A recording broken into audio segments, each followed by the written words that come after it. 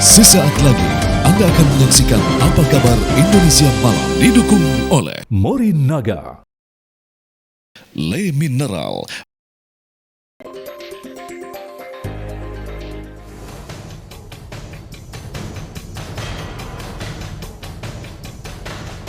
Rudi Irawan, ayah kandung dari Peggy Setiawan, tersangka pembunuhan Vina dan Eki penuhi panggilan Polda Jawa Barat Jumat siang. Pemeriksaan terkait identitas ganda yang dimiliki oleh ayah Peggy.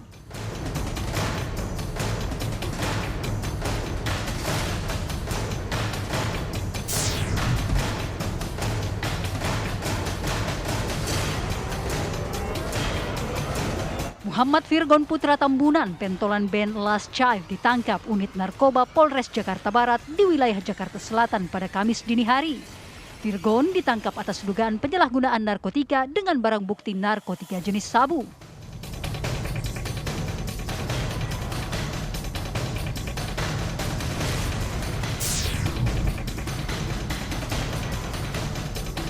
Meski pelaksanaan haji tahun ini relatif berjalan lancar, namun sejumlah hal menjadi sorotan tim pengawas haji DPR.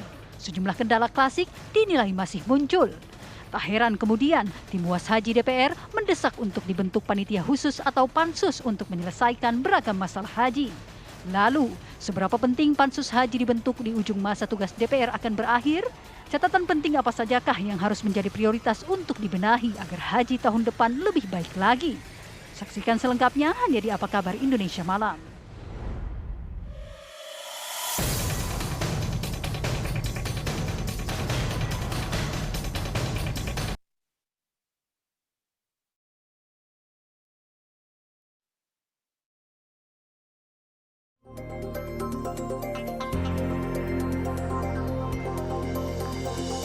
Assalamualaikum warahmatullahi wabarakatuh. Halo, selamat malam pemirsa. Apa kabar Anda hari ini? Seperti biasa, Apa Kabar Indonesia Malam menemani istirahat malam hari Anda bersama saya Ca Anissa dan rekan saya Ken Ane.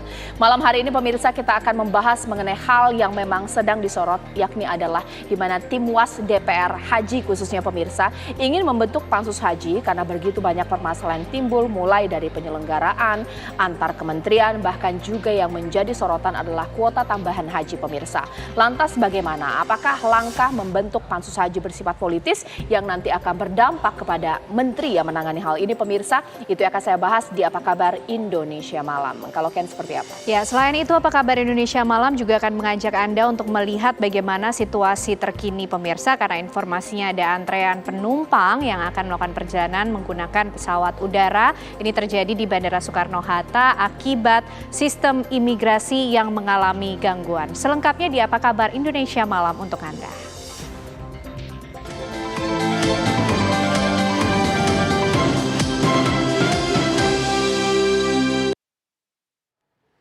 Kita ke informasi yang pertama pemirsa, di mana hari ini Presiden Jokowi berulang tahun yang ke-63 tahun, di mana sejumlah tokoh pun menyampaikan doa. Ya, dengan mengunggah foto dan menyampaikan ucapan untuk Presiden RI Joko Widodo di media sosial pribadinya. Menteri Koordinator Bidang Perekonomian sekaligus Ketua Umum Partai Golkar Airlangga Hartarto menyampaikan ucapan ulang tahun kepada Presiden Jokowi melalui media sosial. Lewat akun Instagram resminya, Menko Airlangga mengunggah sejumlah foto kebersamaannya dengan Presiden Jokowi. Pada caption, Menko Airlangga menyampaikan ucapan selamat sekaligus doa untuk Presiden RI 2 periode tersebut. Menteri Pertahanan atau Menhan sekaligus Presiden RI terpilih Prabowo Subianto juga mengunggah foto saat menyetir untuk Presiden Jokowi di Instagramnya dengan caption doa untuk Presiden Jokowi. Ketua Umum PAN Zulkifli Hasan, Menko Marves Luhut Binsar Panjaitan hingga artis Raffi Ahmad juga ramai-ramai turut mengucapkan selamat ulang tahun Bapak Presiden. Diketahui Jokowi lahir di Solo tepat pada tanggal 21 Juni 1961.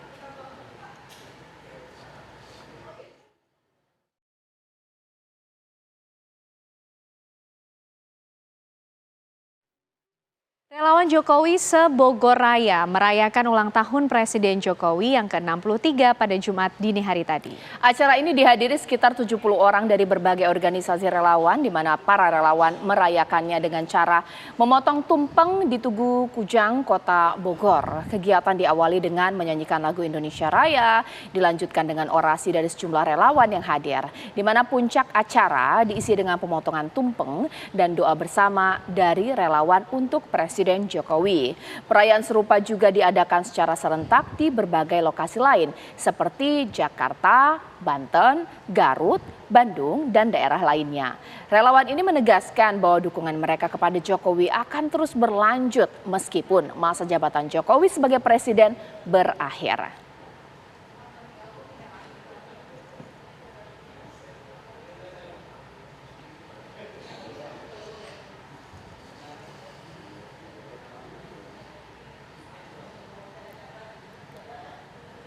Kita ke informasi lain pemirsa, di mana penyanyi Muhammad Virgon Putra Tambunan atau yang akrab disapa Virgon ditangkap polisi karena kedapatan menggunakan narkoba.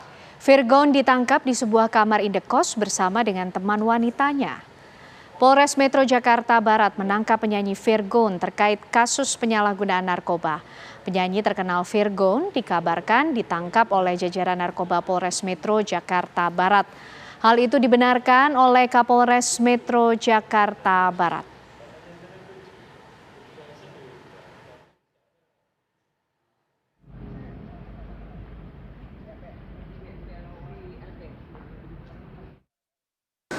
Betul bahwa Satres Narkoba Polres Metro Jakarta Barat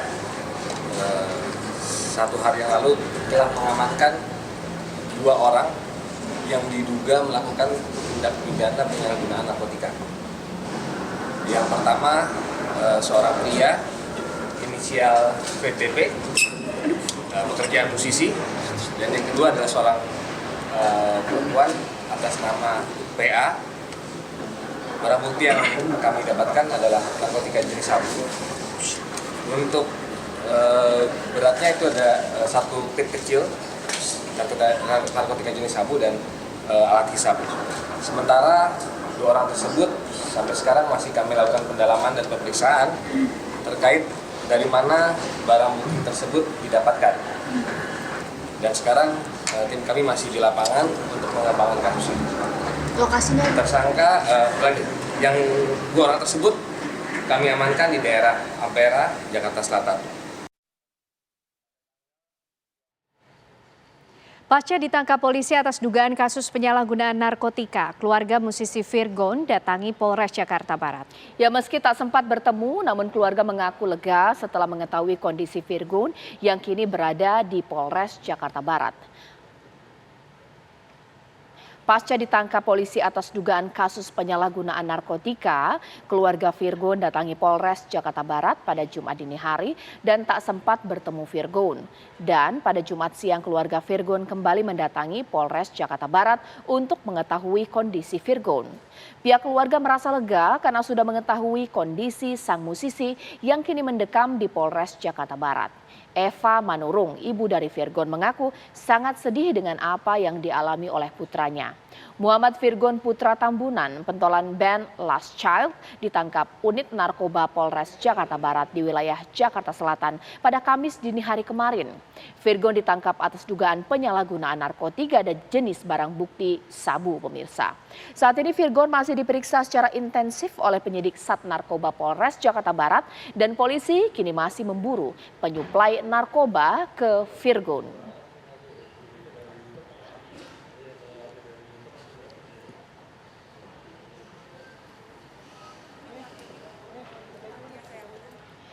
Kita ke informasi selanjutnya pemirsa, di mana Rudi Irawan, ayah kandung dari Peggy Setiawan tersangka pembunuhan Vina dan Eki, penuhi panggilan Polda Jawa Barat Jumat siang. Pemeriksaan ini terkait dengan identitas ganda yang dimiliki oleh ayah Peggy. Polda Jawa Barat hari ini kembali memanggil ayah kandung Peggy Setiawan, Rudi Irawan, untuk diperiksa. Pemeriksaan terhadap ayah Peggy terkait dengan kepemilikan kartu tanda penduduk ganda yang dipegang oleh Rudi Irawan. Ayah Peggy datang didampingi kuasa hukumnya, Reoli Panggabean, di gedung Ditreskrimum Polda Jawa Barat.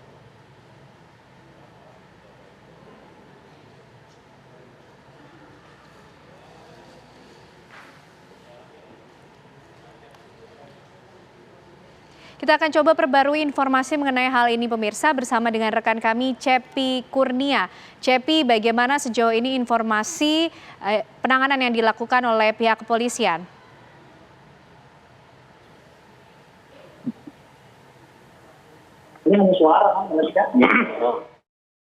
Telah menjalani pemeriksaan sejak pukul 13 lepas tadi salat Jumat hingga saat ini hampir 6 jam. Pemeriksaan yang dilakukan penyidik di Treskrimum Polda Jawa Barat belum selesai.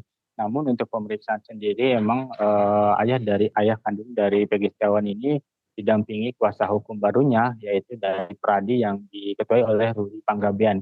Sejauh ini untuk pemeriksaan terkait Rudi Irawan sendiri memang terkait dengan kepemilikan identitas ganda yang dimiliki oleh ayah dari Peggy Setiawan sendiri, yaitu antara Rudi Irawan dan Ahmad Saprudi.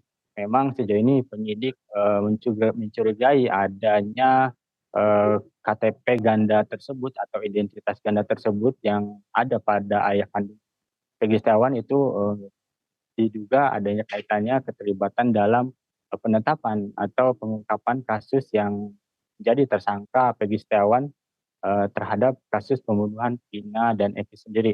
Memang sejauh ini untuk pemeriksaan masih berlangsung oleh penyidik Polda Jawa Barat di gedung di Treskrimum Polda Jawa Barat sendiri. Memang tadi menurut kuasa hukum sendiri mengatakan bahwa untuk lengkapnya terkait dengan pemeriksaan yang dilakukan penyidik sendiri belum mengetahui. Namun sejauh ini memang polisi sendiri jelang pra peradilan terus melakukan pemeriksaan sejumlah saksi meskipun hampir 70 saksi telah dilakukan pemeriksaan, namun jelang pra peradilan ini untuk mengumpulkan bukti-bukti kuat atas penetapan Peggy Setiawan sendiri dalam kasus pembunuhan Vina dan Eki sendiri terus dilakukan, salah satunya terhadap dengan identitas ganda yang ada pada ayah kandung Peggy Setiawan yaitu Rudi Irawan yang juga memiliki nama Saprudin.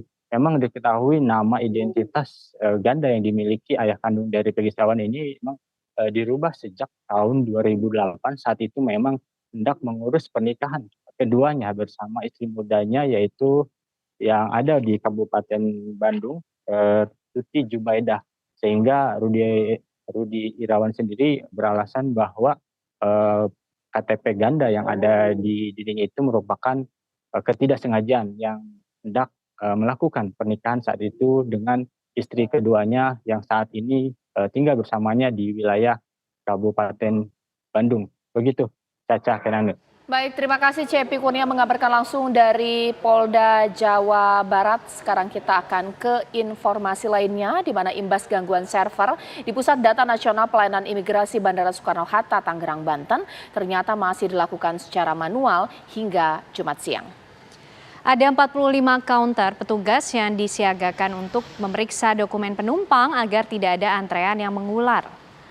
Hingga hari ini, imigrasi Bandara Soekarno-Hatta Tangerang, Banten masih menggunakan pelayanan manual imbas dari gangguan di server Pusat Data Nasional milik Kominfo. Ada 45 counter manual yang disiapkan di Terminal 2 dan Terminal 3, yang mana setiap counter ini diisi 2 petugas yang berjaga dengan total 90 petugas. Layanan imigrasi baru diprediksi akan ramai pada sore hari bergantung pada jadwal penerbangan internasional. Menurut salah seorang penumpang yang baru tiba di luar negeri, pemeriksaan imigrasi dilakukan secara manual di mana petugas membubuhkan stempel pada paspor.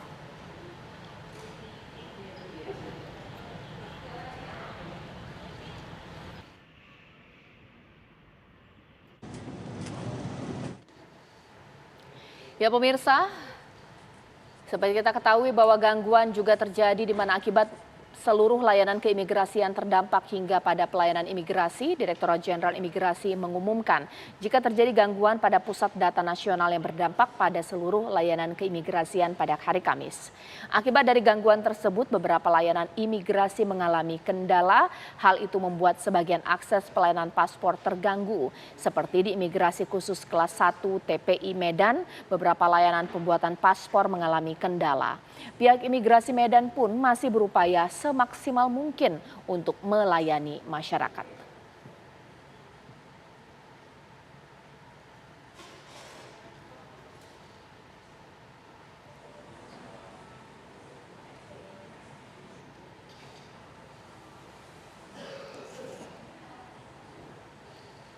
Sekarang kita akan berbincang dengan Bapak Sofyan Martono Wibowo, Kabid TPI Bandara Kuala Namu, Kantor Imigrasi Kelas 1 Khusus Medan. Selamat malam, Pak Sofyan. Selamat malam, Mbak Caca. Ya, Pak Sofyan, bisa dijelaskan bagaimana saat ini server, bahkan juga apakah masih ada gangguan pelayanan imigrasi di tempat Bapak? Oke Mbak, jadi memang ada gangguan dari sistem di Pusat Data Nasional yang mengakibatkan gangguan di sistem perlintasan di TPI Kuala Namu.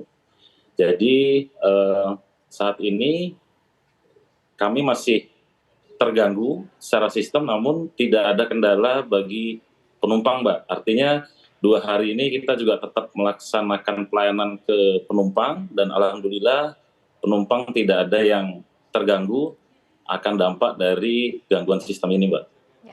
Upaya atau mekanisme semacam apa, Pak, kemudian yang dilakukan untuk bisa melayani para penumpang sehingga tidak terjadi kendala ataupun juga antrean penumpang di sana? Oke, jadi gini Mbak, kita melihat dari traffic penumpang, sekiranya kita harus menambahkan petugas, kita tambah Mbak. Jadi sehingga tidak ada penumpukan yang terjadi oleh penumpang pada saat proses pemeriksaan di imigrasi. Baik, kalau untuk pembuatan paspor baru Pak, esok hingga beberapa hari ke depan, apakah ada himbauan tertentu dengan gangguan sistem layanan ini? Untuk paspor, kita tetap memberikan informasi kepada calon pemohon, karena memang saat ini kita sudah memiliki aplikasi untuk pelayanan paspor, sehingga bagi pemohon paspor yang akan datang, kita coba memberikan informasi jika ada gangguan kesisteman sehingga akan menghambat sedikit proses pelayanan paspor. Ya, Pak Sofyan, dalam beberapa hari ke depan ini ada jadwal kepulangan dari jemaah haji Indonesia dari Tanah Suci. Nah, antisipasinya seperti apa, Pak? Untuk di perlintasan haji, insya Allah kita tidak ada masalah, Mbak. Karena memang kita lakukan, ada tim khusus untuk melakukan pemeriksaan kepada jemaah haji yang datang dari Saudi Arabia. Baik, Pak, ada himbauan khusus tidak sih Pak, mengingat ada beberapa keluhan dari masyarakat dengan adanya gangguan server ini. Apa yang mereka harus lakukan? Secara khusus mungkin tidak ada Mbak ya, karena kami juga masih menunggu pembenahan dari Kominfo terkait sistem ini, sehingga kalau penumpang atau calon penumpang yang akan berpergian mungkin bisa menyesuaikan dengan situasi yang ada aja Mbak. Gitu. Untuk di Kuala Namu sendiri tidak ada hambatan sih Mbak, artinya penumpang juga tetap kita layani, proses berjalan, dan alhamdulillah tidak ada keluhan sampai saat ini Mbak. Baik, terima kasih Pak Sofyan Martono Wibowo, Kabid TPI Bandara Kuala Namu, Kantor Imigrasi Kelas 1 Khusus Medan, berbagi informasi malam hari ini di Apa Kabar Indonesia Malam. Terima kasih. Ya pemirsa, usai jeda, tentu Apa Kabar Indonesia Malam masih akan menemani Anda dengan perbincangan yang tidak boleh dilewatkan, tentunya bersama dengan Caca Anissa. Benar sekali Ken dan juga pemirsa, nanti kita akan bahas mengenai upaya atau mungkin usulan dibentuknya Pansus Haji. Sekiranya ini akan menjadi solusi ataukah ini merupakan bersifat politis pemirsa di Apa Kabar Indonesia Malam. Meskipun ada upaya apresiasi penyelenggaraan haji di tahun ini 2024 memang lebih baik dibandingkan tahun sebelumnya, tapi bukan berarti tanpa problematika atau permasalahan, mulai dari teknis penyelenggaraan haji, catering, fasilitas antarjemput atau transportasi, pemondokan, fasilitas pendingin, bahkan juga kompleksitas keterlibatan antar kementerian hingga mengenai kuota tambahan haji. Apapun itu pemirsa, permasalahan-permasalahan ini pasti kemudian bertanya kepada bagaimana Menteri Agama menangani hal ini. Sehingga kemudian muncul dugaan sebentar. Terbentuknya atau upaya terbentuknya Pansus Haji, apakah memang murni ingin menyelesaikan permasalahan haji atau bersifat politis? Itu akan saya bahas di Apa Kabar Indonesia Malam. Di studio TV One sudah hadir pengamat kebijakan publik kita Pak Trubus Radiansyah. Selamat malam Pak Trubus. Saat ini saya juga telah bersama dengan Pak Bang Mustoli Siraj, Ketua Komnas Haji dan Umroh. Selamat malam. Assalamualaikum Mas. Waalaikumsalam warahmatullahi wabarakatuh. Saya juga telah tersambung dengan dua narasumber saya lewat sambungan Zoom, yakni Bang Yandri Susanto yang merupakan Wakil Ketua MPR dan juga mantan Ketua Komisi 8 DPR RI, sambil saya menunggu yakni Pak Muhaimin Iskandar, Ketua Tim Was Haji DPR. Pertama kali saya ingin ke Bang Yandri. Bang Yandri, ini sudah ramai-ramai terbentuknya Pansus Haji dengan permasalahan-permasalahan yang menjadi catatan. Tepat tidak Bang Yandri melihatnya?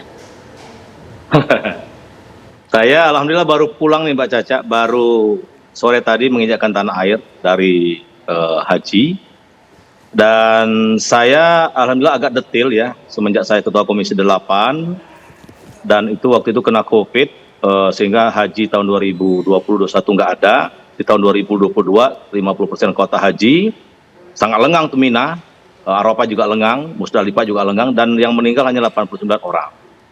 Nah tahun 2023 itu sangat kredit, tragedi Musdalifah itu terjadi. Jadi tahun lalu itu ada tragedi Musdalifah yang belum pernah terjadi ada sepanjang musim haji. Maka yang meninggal hampir 800. Nah alhamdulillah tahun ini yang meninggal 231, kemudian makanan yang basi tidak kami dengar lagi. Kalau tahun lalu waktu kami pengawasan banyak makanan basi yang dapat dari jamaah tapi sekarang diganti. Nah artinya Mbak Caca, saya setuju dengan Mbak Caca tadi. Kalau mau dibandingkan dengan tahun lalu, musim haji tahun 2023 dengan musim haji tahun ini jauh lebih baik. Ya artinya tragedi Musdalifah nggak ada, kemudian makanan di Mina cenderung terkendali, beda dengan tahun lalu. Di Madinah kita tidak dengar lagi makanan basi diterima oleh jamaah. Nah kalau ada persoalan, iya, itu harus kita akui karena memang melayani orang jutaan bahkan dari Indonesia jamaah terbesar itu pasti ada ya, bus terlambat, kemudian tenda yang sesak, dan tenda itu ukurannya sama Mbak, walaupun haji khusus dan haji reguler itu kasurnya sama 0,8 meter ya. Saya periksa semua itu sama ya. Jadi kalau kaki hampir ketemu sama kaki itu, kemudian bahu hampir ketemu dengan bahu, itu memang begitu Mina, dan Mina itu tidak bisa diperluas kecuali pemerintah Saudi membangun Mina dengan membangun ke atas. Itu mungkin salah satu solusi. Tapi ada solusi sekarang yang bisa kita ambil Mbak Caca, ada rekomendasi dari PBNU maupun Muhammadiyah, kemudian juga sudah banyak dilakukan negara-negara muslim yang lain, itu tanazul, tidak perlu bermabit di Mina. Nah oleh karena itu ada opini atau tim was haji yang mengatakan perlu pansus, saya kira nggak perlu, cukup kita melalui rapat kerja, karena rapat kerja Komisi 8 itu juga bisa mengundang semua pihak. Apakah itu dari Menkumham, dari Perhubungan, dari pihak maskapai penerbangan, dari Menteri Kesehatan, dan lain sebagainya. Dan jangan lupa bahwa ekosistem haji ini melibatkan banyak pihak, bukan hanya di tanah air, tapi negara Saudi yang memang punya tanggung jawab untuk di Armusna melalui syarikat. Ya tentu ini yang perlu kita tingkatkan pengawasannya. Jadi kalau ini ditarik ke pansus, saya kira dari sisi materi, saya katakan tadi, haji tahun ini jauh lebih baik dari tadi tahun haji yang lalu. Okay. Ya. Kemudian dari sisi waktu udah nggak mungkin Mbak Caca, karena terakhir jamaah haji itu tiba di tanah air kan kloter 106 Surabaya itu tanggal 22 Juli pukul ya pagi lah, Jumat pagi kali ya. Artinya itu ketika tanggal 22 Juli itu DPR mulai reses nanti akan masuk tanggal 17 Agustus upacara bendera dan pidato kenegaraan. Setelah itu baru masuk, dan tanggal 1 Oktober DPR periode sekarang berakhir. Jadi dari sisi teknis itu sudah nggak mungkin, terlalu dipaksakan. Dan menurut saya hal-hal masalah tenda, masalah makan tadi itu masih bisa diselesaikan melalui raker, dan kita komunikasi secara intensif dengan pihak syarikat yang ditunjuk oleh pemerintah Saudi melalui Menteri Hajinya yang memang bertanggung jawab di Armusna, Arafah, Musdalifah, dan Mina gitu. Oke, kalau mengenai waktu masa reses ini mungkin nantilah saya tanyakan kepada Cak Imin yang memang begitu getol untuk mengajukan pansus dari haji ini. Saya kalau mengenai materi pasti ke Mas Mustoli. Permasalahan yang terjadi di haji tahun 2024 ini sudah cukup tidak membuat kita membentuk pansus haji? Karena krusial hingga kemudian harus dibentuk pansus nih. Iya Mbak, jadi sebetulnya begini, temuan-temuan yang dihimpun oleh tim WAS begitu ya, itu sebetulnya tidak jauh berbeda yang diperoleh data-datanya oleh Komnas Haji Mbak. Komnas Haji kebetulan tahun ini itu kan membuka aduan secara online. Oke. Dari penyelenggaraan di tanah air sampai dengan di tanah suci sampai kembali lagi. Dan ada cukup banyak aduan-aduan yang masuk ke kita. Apa aja? Antara lain adalah misalnya overkapasitas tenda. Kemudian antrian panjang di toilet, kemudian soal keterlambatan catering, soal keterlambatan bus solawat gitu ya. Nah ini kan temuan-temuan ini sebetulnya ada, artinya fakta bahwa ada persoalan itu iya. Tetapi apabila kemudian mau didorong ke pansus, saya kira ada satu yang tadi belum diungkap oleh Pak Yandri gitu ya. Misalnya landasan tim WAS terkait dengan dugaan penyalahgunaan kuota, kan salah satunya itu Mbak. Apa sih kompleksnya? Masalahnya apa penyalahgunaan kuota? Dugaannya seperti apa? Yang maksudnya begini, jadi apa yang disampaikan oleh beberapa anggota tim WAS terkait dugaan penyalahgunaan kuota itu juga kurang tepat sebetulnya Mbak. Kurang tepat itu begini, jadi beda dengan BPIH, biaya penyelenggaraan ibadah haji, Menteri Agama sebagai leading sektor daripada penyelenggaraan ibadah haji harus mendapatkan izin atau restu daripada DPR, dalam hal ini adalah Komisi 8. Tetapi dalam hal misalnya penentuan atau penetapan kuota haji itu Menteri Agama punya diskresi sendiri. Memang rumusnya itu kan 92,8%. Dari kuota resmi awal itu yang 221.000 itu mestinya reguler itu kan 92%. Kemudian sisanya 8% itu untuk jamaah haji khusus gitu ya. Nah kemudian muncullah, kalau yang ini clear sebetulnya di Kementerian Agama. Nah kemudian ada tim WAS yang bilang kok yang tambahan 20.000 itu kenapa tidak dikonsultasikan, bahkan anggota DPR juga ada yang bilang seperti itu gitu ya.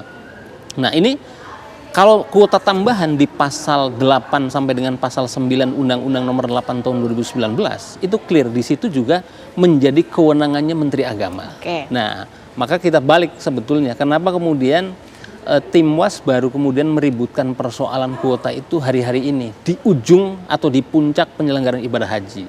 Padahal kemudian rapat-rapat itu kan selalu intens antara Kementerian Agama dengan Komisi 8.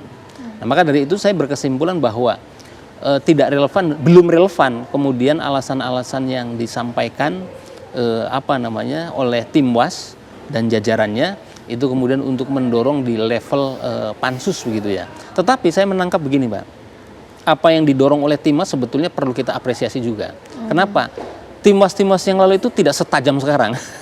Artinya flat-flat aja. Nah ini saya kira kita bersyukur karena haji ini harus didorong terus, harus dimonitor terus untuk kemudian menjadi perbaikan, adanya perbaikan demi perbaikan. Kira-kira seperti itu. Bang Yandri boleh ditanggapi. Tim WAS sekarang patut diapresiasi sedikit lebih tajam dibandingkan tim WAS sebelumnya. Jadi kalau misalnya sekarang sekecil apapun celahnya, ini yang jadi dipermasalahkan. Kita lupakan sejenak mengenai teknis catering, daftar tunggu, atau mungkin AC dan lain-lain.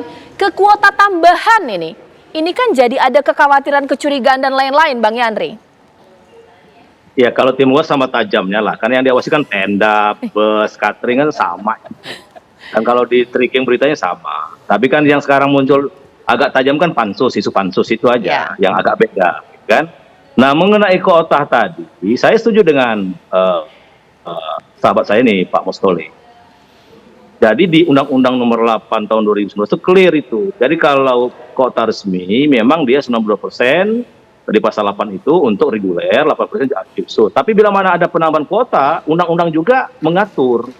Dan undang-undang ini dilahirkan oleh Komisi 8 dan Kementerian Agama. Baru dia bawa rapat paripurna tahun 2018 di akhir masa 2018 saya ingat. Nah, 2019. Jadi clear. Maka kalau ada orang yang meributkan tentang kuota haji agak keliru. Dan yang lebih penting gini Mbak Jaji. Kenapa 10.000 itu penting dialihkan ke haji khusus? Karena kalau 20.000 itu dialihkan semua ke reguler, maka akan ada pembengkakan pemanfaatan keuangan BPKH. Itu berarti perlu sekitar 1 triliun lebih lagi. Nah itu justru nggak adil. Jadi orang nanti kayak kejadian tahun 2023 kemarin, karena tambahan 8.000 itu dialihkan ke semua reguler, banyak orang yang di reguler yang baru mendaftar setahun sudah berangkat. Artinya mereka belum menabung di BPKH, sudah mendapat subsidi yang begitu besar dari BPKH. Itu nggak adil. Nah justru kalau dibagi begini, hasil keuntungan yang 11 triliun dari BPKH itu, 3 triliunnya itu bisa masuk ke haji yang daftar tunggu. Ada yang dapat 1 juta, ada yang sudah setengah, tergantung lama mereka menabung. Nah artinya dari sisi keadilan, justru ini lebih adil. Justru nggak adil kalau misalkan dialihkan ke reguler, yang baru mendaftar reguler sudah berangkat, disubsidi penuh oleh yang belum berangkat. Nah maka untuk mengantisipasi pelonjakan pemuatan biaya kemaslahatan dari biaya manfaat dari BPKH itu, ya haji itu salah satu solusinya. Dan rapat-rapat kerja di Komisi 8, saya tahu juga nuansanya waktu itu, pentingnya kalau ada penambahan dialihkan ke haji khusus. Kenapa? Tadi jangan sampai membebani keuangan haji yang dikelola oleh BPKH. Jadi kalau hari ini baru report, saya kira saya lucu juga Bu Said. Dan kalau itu dijadikan landasan untuk pansus, justru malah tambah nggak tepat gitu. Karena kuota tambahan itu bisa diatur oleh peraturan Menteri Agama. Itu ada jelas, clear, disebut, diterlek di Undang-Undang Nomor 8 Tahun 2019. Jadi apa yang dipersoalkan? Saya lihat pansus memang sangat politis itu aja. Sangat ada hitungan sangat politis. Dan dari politis ya saya kira tidak tepat kalau hal-hal yang politis dibawa ke haji. Sekarang saya ke Pak Trubus. Haji ini sensitif karena masyarakat Indonesia ngantri bertahun-tahun bahkan puluhan tahun untuk berhaji. Dibentuknya pansus haji pasti banyak manfaatnya. Tapi tepat tidak dengan materi bahkan juga dugaan pengalihan ke ONH Plus dari kuota tambahan haji. Dibentuknya pansus sudah tepat belum sih Pak Trubus? Iya, kalau publik sih mengharapkan persoalan ini tidak semata-mata politik gitu ya, tapi ada penyelesaian yang lebih konkret. Karena persoalannya kadang-kadang kan hanya itu saja, artinya seperti kaset rusak yang diputar-putar kan, publik itu melihat seperti itu. Nah publik ini sebenarnya menghendaki tata kelola dan pengawasan terkait dengan haji ini, dan yang ketiga terkait juga tanggung jawab terhadap pelaksanaan haji itu yang dituntut. Gitu. Jadi publik ini kan sebenarnya menghendaki kenyamanan. Nah, selama ini perencanaan terhadap haji itu gagal dalam hal kenyamanan. Selalu muncul masalah di situ. Dan yang kedua adalah masalah kepadatan di Mina, itu yang menjadi persoalan kan gitu. Nah, karena itu pro kontra kemudian di publik ini melihat sebenarnya ini kan kelihatan ego sektoral masing-masing, ini penjelasan dari masing-masing pihak ini jadi membingungkan publik. Beliau melihat sebenarnya yang benar yang mana gitu kan. Karena kan kemudian publik melihat ini masing-masing mempertahankan membela diri kewenangan, sementara kejadian sudah berulang-ulang. Nah, mengenai pansus sendiri, kenapa juga publik melihatnya, kenapa baru sekarang dipikirkan? Artinya tidak dari tahun yang lalu. Tahun lalu sudah ada yang istilah dalam tanda yang meninggal banyak ya. Nah ya harusnya kan ada sesuatu darurat yang kemudian pansus ini. Kalaupun pansus dibentuk sekarang, tinggal berapa bulan tadi dijelaskan juga nggak akan efektif. Tetapi publik sebenarnya bukan menunggu tentang pansosnya.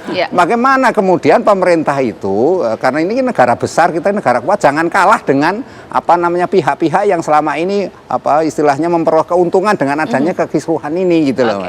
Gitu. Itu yang nanti akan saya tanyakan kepada Ketua Tim Was Haji, yakni Muhaimin Iskandar, apakah problematika pelaksanaan haji bahkan dugaan pengalihan kuota tambahan ke ONH Plus menjadi hal yang cukup untuk dibentuk pansus haji ataukah bersifat politis karena problematika lebih besar terjadi tahun lalu pemirsa. Sesaat lagi. Ya ini ketika commercial break aja ini begitu panas kami mendialogkan mengenai problematika haji dan juga permasalahannya. Sambil saya menunggu Caimin yang mudah-mudahan sudah tersambung dengan saya di sini, tampaknya tapi belum bisa berhasil tersambung. Sekarang saya ingin ke Mas Yandri terlebih dahulu. Mas Yandri, ini yang kemudian juga ditanyakan oleh Pak Trubus di sini ya, bahwa permasalahan haji ini kan memang tiap tahun ada gitu loh ya. Tapi ketika ini begitu disorot, pastinya juga kita lihat bahwa ada keluhan-keluhan juga dari masyarakat. Kenapa kuota tambahan tersebut dialihkan kepada ONH Plus, mengingat ini daftar tunggunya kan sudah cukup panjang ini haji. Kalau diberikan kepada haji reguler, sehingga setidaknya pasti masyarakat senang. Ini seperti apa? Haji khusus juga sekarang daftar tunggunya panjang juga, Mbak. 7 tahun, 8 tahun sekarang. ya. Kemudian saya bilang tadi kalau semua dialihkan ke reguler, justru karena reguler itu kan mereka diambil dari uang untuk kelengkapan pembiayaan haji itu sebesar hampir 38 juta dari nilai manfaat BPKH. Sementara haji khusus tidak satupun mereka dibantu. Nah, dalam rangka menyelamatkan keuangan BPK sebagai berkelanjutan, karena begini, kalau kita tidak atur nilai manfaat dari BPKH itu, maka nanti akan terjadi persoalan yang serius. Daftar tunggu sebanyak 5,7 juta itu, kalau ini tidak kita kelola dengan baik, maka di tahun 2030 akan ada 2 kali haji. Di awal tahun sama di akhir tahun. Ya. Nah, itu sangat membutuhkan uang yang banyak untuk mereka berangkat haji, artinya akan 2 kali lipat kuota yang ada. Kalau hari ini 213.000, berarti ada 426.000. Akan harus istilah saya itu disubsidi atau memang dilengkapi oleh nilai manfaat. Nah, kalau itu yang terjadi tidak kita atur dari sekarang, bobol. Yang rugi siapa? Yang belum berangkat. Maka kebijakan 50-50 itu jadi setengahnya dialihkan ke reguler dan itu mereka tetap dapat dari nilai manfaat 37 juta per jamaah. Yang 10.000 itu ke OHNA Plus, haji khusus, sama sekali 1 rupiah pun mereka tidak dibayar oleh nilai manfaat BPK. Ini dalam rangka menjaga kesinambungan keuangan BPK yang memang keuangan BPK itu nilai manfaatnya bukan hanya harus dinikmati oleh jamaah haji yang berangkat sekarang, Mbak Caca. Maka waktu saya Ketua Komisi 8 3 tahun yang lalu, saya minta ada pre-toll account. Jadi ada nilai manfaat yang diterima oleh jamaah daftar tunggu terhadap hasil kelola keuangan haji. Sehingga nanti kalau mereka pun nanti setiap tahun ada inflasi biaya haji naik, ketika mereka pelunasan, maka ada tabungan mereka yang didapat dari hasil kelola nilai manfaat keuangan haji yang hari ini sebesar 167 triliun. Artinya penting kita menyelamatkan banyak pihak. Bukan hanya kita memikirkan jamaah haji yang berangkat sekarang, tapi bagaimana ekosistem haji ini bisa berlanjut dan ada keadilan. Tadi bayangkan kalau misalkan 20.000 itu diambil semua reguler, artinya butuh sekitar 1 triliun lebih lagi uang yang akan dipakai dari BPKH. Sementara kan yang antri kan 5,7 juta jiwa jamaah haji, calon jamaah haji. Yang itu juga berhak mendapatkan uang dari nilai manfaatnya karena mereka juga nabung. Nah, gitu loh Mbak Caca. Jadi ini bukan hanya kita memikirkan jamaah haji yang sedang berangkat, tapi keadilan itu juga harus dirasakan kepada jamaah haji yang memang mereka menabung 25 juta dari ya mungkin 10 tahun yang lalu, 5 tahun yang lalu, bahkan 15 tahun yang lalu. Gitu. Iya, kalau dari Mas Mustoli ini sendiri, ada keuangan yang harus kita jaga. Tapi masyarakat kan tidak berpikir seperti itu sebagai Komnas Haji di sini. Iya, betul sekali Mas Yandri. Ini saya tanyakan kepada Mas Mustoli. Kenapa harus OHNA Plus ketika ada kuota tambahan? Banyak orang yang memang lanjut usia sudah krusial untuk diprioritaskan. Harusnya kuota dialihkan ke sana. Iya, saya kira kan begini. Pertama kita aturannya dulu. Aturannya dulu kita lihat apakah yang dilakukan oleh Menteri Agama itu boleh atau tidak. Kan gitu Mbak ya. Ternyata kan di pasal 8 sampai dengan pasal 9 Undang-Undang 8 2019 tentang penyelenggaraan ibadah haji dan umroh clear, tidak masalah.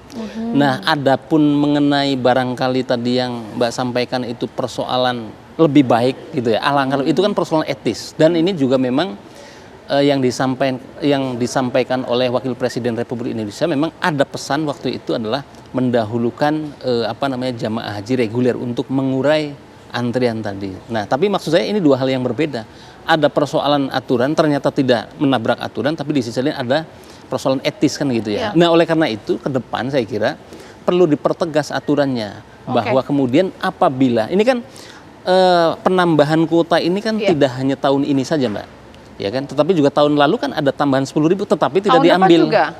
Tetapi tidak diambil. Kalau tahun depan belum ada kepastian, baru kuota resminya yaitu yang 221.000 yang sudah diumumkan. Tetapi apakah akan mendapatkan tambahan atau tidak? Nah, oleh karena itu saya sih menyarankan begini, usul saya adalah apabila ini memang prioritasnya terkait kuota tambahan ya. Kalau kuota resmi kan perbandingannya tadi 92% plus 8%.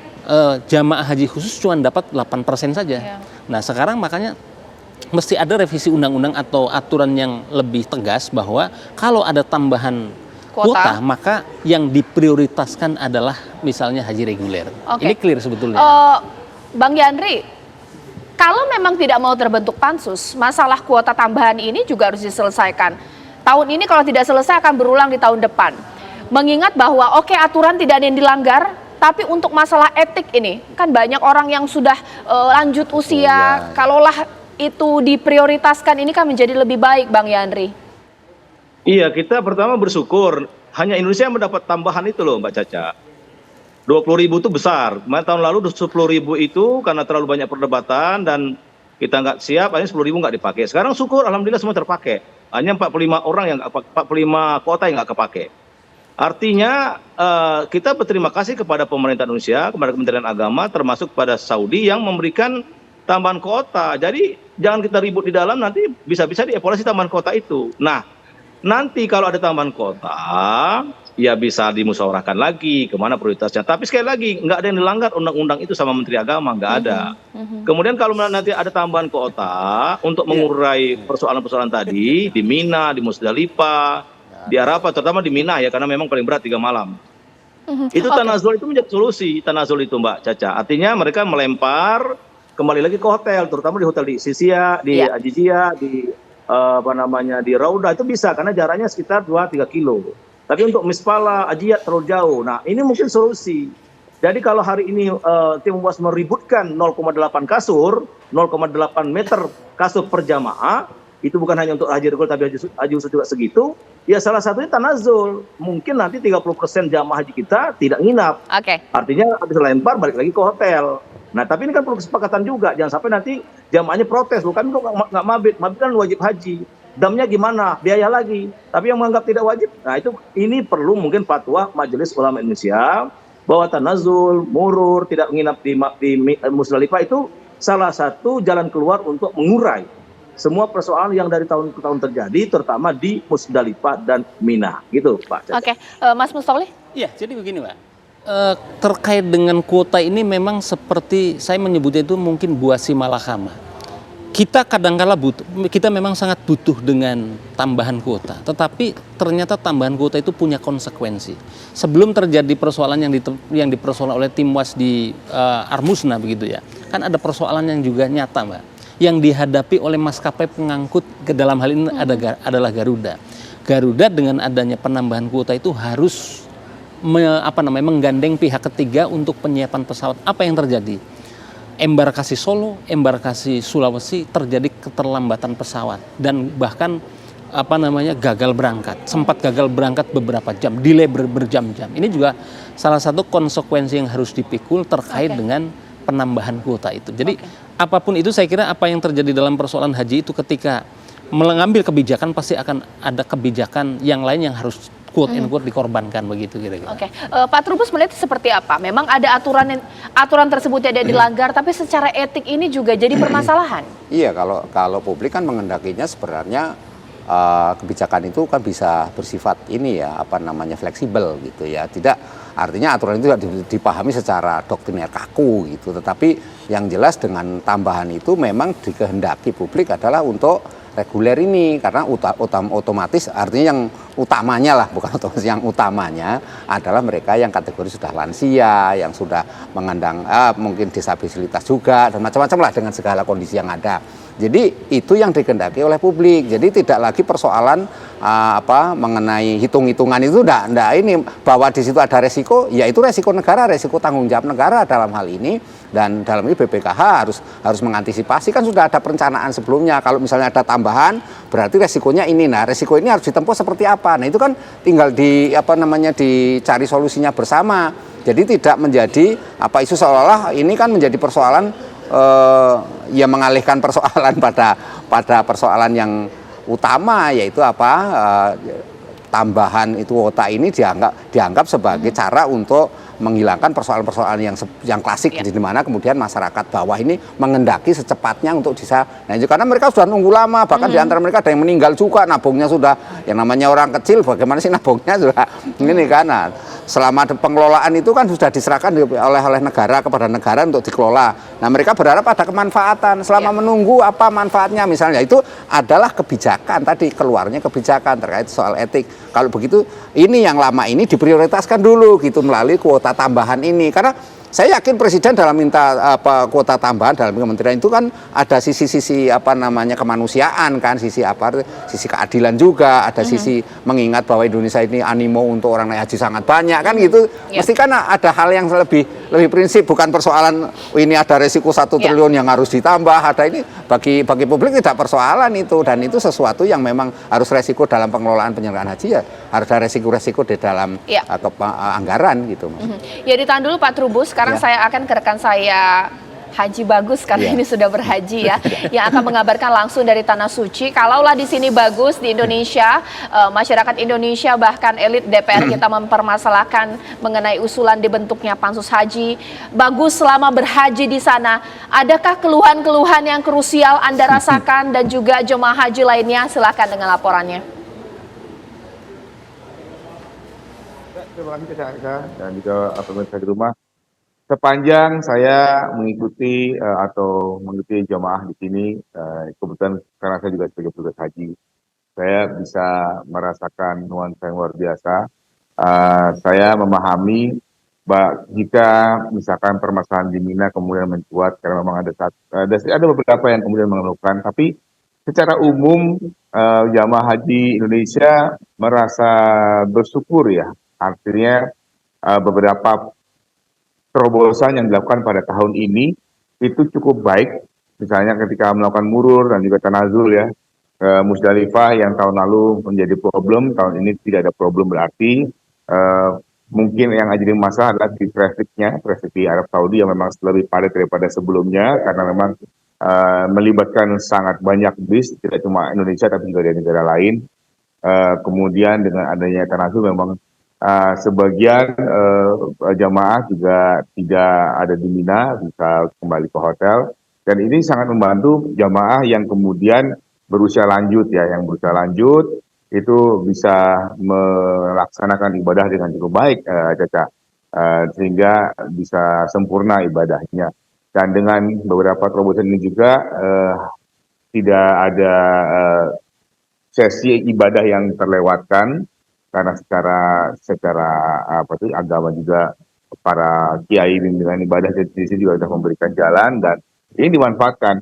Bahkan pada waktu metode murur itu dibuka gitu ya, pendaftarannya untuk melewati Musdalifah itu sebenarnya banyak juga ternyata para jamaah yang ingin memanfaatkan hal tersebut, tapi kan memang masih terbatas. Yang diprioritaskan adalah mereka yang berusia lanjut dan juga kondisi kesehatan tidak terlalu baik. Jadi sejauh saya ketemu dengan para jamaah, mereka rata-rata bahagia, senang bisa menjalankan ibadah dengan baik, tuntas ya, dan kemudian juga secara kondisi kesehatan juga cukup bagus. Di sini juga ada beberapa sistem yang digunakan, misalkan jamaah yang diketahui sakit, kondisinya tidak terlalu baik, segera dirujuk kepada rumah sakit setempat yang juga sangat cepat. Tadi pagi saya bertemu dengan rombongan SOC2 yang akan segera pulang ke tanah air yang sudah melaju ke Madinah begitu. Dia bercerita bahwa ada salah satu jamaah yang bahkan sempat menjalani operasi 2 kali di sini dan alhamdulillah sekarang sudah bisa pulang dengan normal ya, sudah bisa bergabung dengan rombongannya untuk pulang dan ibadahnya juga selesai dengan baik. Ini saya pikir hal-hal ini yang juga mesti kita apresiasi dari terobosan yang dilakukan pada musim haji kali ini, Caca. Terima kasih Bagus atas laporan langsung dari Tanah Suci. Nanti saat lagi pemirsa saya akan berbincang dengan anggota Tim Was Haji DPR Pak Abdul Wahid. Karena memang tadi barusan saya mendapat informasi dari Caimin tidak bisa berbincang dengan saya di malam hari ini. Tapi tidak mengapa, nanti kita akan gali sebenarnya tujuan dibentuknya pansus. Apakah benar murni ingin membuat pelaksanaan ibadah haji dan evaluasi tentunya di tahun ini dan membuat tahun depan lebih baik lagi. Atau ada unsur politis? Sesaat lagi. Kembali di Apa Kabar Indonesia Malam, saya sudah tersambung dengan anggota Tim Was Haji Pak Abdul Wahid. Selamat malam, Assalamualaikum Pak Abdul Wahid. Waalaikumsalam Mbak Caca. Di sini sore jam hari 3. Ya, baik. Pak Abdul Wahid, dari tadi kita sudah memperbincangkan mengenai layak atau tepat atau tidak dibentuknya pansus haji. Kalau menurut Tim Was yang ada di sana dan merasakan problematika yang ada dan panasnya suasana kebatinan di tanah air, ini seperti apa? Begini ya, saya melihat dinamika ini 2 tahun dari mulai 2023, 2024, itu perkembangan pelaksanaan ibadah haji ini kan sangat-sangat kurang bagus ya, terutama untuk jamaah haji reguler. Jadi diperlakukan kurang manusiawi, ya kan? Di antara ini adalah kejadian yang ada di Arafah, Musdalifah dan Mina. Saya kebetulan 2024 ini kan ketua Panja Haji, ya. Jadi ketua Panja Haji ini membahas masalah anggaran, biaya berapa biaya haji yang akan datang 2024 yang tahun ini kan itu kan. Itu kami bahas, mengevaluasi kejadian tahun 2023. Kami minta kepada Kementerian Agama agar kejadian 2023 tidak terjadi. Nah, namun yang terjadi kemarin di Arafah, terutama di Mina, ya, itu saya masih melihat bahwa para jamaah kita ini tidak mendapatkan tempat yang layak. Dari tenda saja itu sudah tidak memenuhi syarat, kamar kecil tidak memenuhi syarat. Jadi kami melihat perkembangan ini, sepakat dengan teman-teman dari fraksi-fraksi yang lain, kita tujuannya untuk perbaikan ke depan. Jadi diperlukan adalah pansus, ini sangat penting untuk perbaikan haji ke depan. Ini demikian Mbak Caca, tidak ada urusan terkait dengan yang politis itu tidak ada itu Mbak Caca. Saya dapat logikanya Pak, bagaimana bahwa saya sekarang ke Bang Yandri. Bang Yandri mungkin logikanya seperti ini ya, sudah diperingati untuk rapih betul menangani haji di tahun 2024, tidak kejadian seperti 2023, tapi nggak bagus juga, bahkan juga di penginapan. Itulah alasannya dibentuknya pansus. Bagaimana Bang Yandri menjawabnya? Ya kalau saya tetap, kalau kelemahan itu memang pasti ada, tapi haji tahun ini jauh lebih baik dari tahun lalu. Jumlah yang meninggal aja kan 213 hari ini, kemarin hampir 800 tahun lalu. Tragedi Musdalifah nggak ada. Kemudian di Madinah tahun lalu banyak makan basi, sekarang nggak ada. Ya kalau ada kelemahan Pak Wahid pasti ada kelemahan Pak Wahid, namanya melayani orang ratusan ribu, ya kan. Dan kalau misalkan ukuran tenda, ya sama, kasur di haji khusus juga 0,8 meter, sama. Karena Indonesia itu dapat 172.000 meter persegi, itu yang dibagi. Kalau persoalan antri, kamar mandi semuanya antri, semua negara antri. Ya, termasuk haji khusus antri. Bahkan bisa 1 jam lebih. Dan itulah Mina. Mina itu sudah ditentukan oleh Rasulullah batasnya, nggak bisa keluar dari Mina. Mina Jadid pun sekarang nggak dipakai lagi, karena itu masuk wilayah Musdalifah. Jadi kalau ada kekurangan, saya setuju ada kekurangan. Tapi kalau mau pansus, nah waktunya kapan? Apa periode yang akan datang atau sekarang? Kalau yang sekarang saya bilang tadi, jamaah haji pulang terakhir itu kan tanggal 22 Juli. Iya. Pukul 10 dari Madinah. Reses tanggal 22 Juli, baru masuk tanggal 15. Itu pun dirangkaikan dengan pidato kenegaraan dan 7 Agustus. Baru berarti di akhir Agustus, masuk September. 1 bulan, belum nyusun agenda, pengusulan dan sebagainya. 1 Oktober udah berhenti nih anggota DPR sekarang. Dan di DPR nggak ada carry over. Maka menurut saya tadi, saya setuju dengan Pak Wahid, masih ada kelemahan. Iya, bus terlambat, makan terlambat itu biasa. Dan sekarang, misalkan kayak haji khusus, Pak, saya mengalami kemarin. Di zona 1 waktu pulang lontar jumrah hari kedua kita dilempar 9 kilo ke zona 3, zona 4, baru balik lagi. Itu artinya memang kejadian haji ini banyak nggak bisa diduga. Artinya kalaupun ada kelemahan-kelemahan, kita akui ada kelemahan, tapi kelemahan itu usul saya masih bisa diselesaikan melalui panja, raker, dan forum-forum lain. Karena dari sisi waktu kalau mau periode ini sudah nggak mungkin, ya. Dan kalau mau disambungkan ke akan datang, mungkin Oktober, baru dilantik tanggal 20 Oktober, 21 Oktober, kemudian baru efektif di awal November. November itu dan Oktober sudah mulai lagi membahas persiapan haji tahun depan gitu loh, untuk musim haji tahun 2025. Nah, saya mengusulkan, saya tidak anti pansus, enggak, tapi maksud saya ekosistem haji ini ya memang sudah begini. Selalu saja ada kelemahan yang akan kita temukan, bus terlambat, makanan terlambat, tenda yang berjubel, memang begitu Mina gitu loh. Kalau tendanya nggak mau berjubel ya jangan di Mina, maka tanazul, usul dari PBNU dan Muhammadiyah bahwa tidak perlu mabit, Itu salah satu solusi ke depan gitu loh. Artinya orang yang nginap di mabit di Mina bisa berkurang. Baik. Murur kemarin kan sudah dilakukan.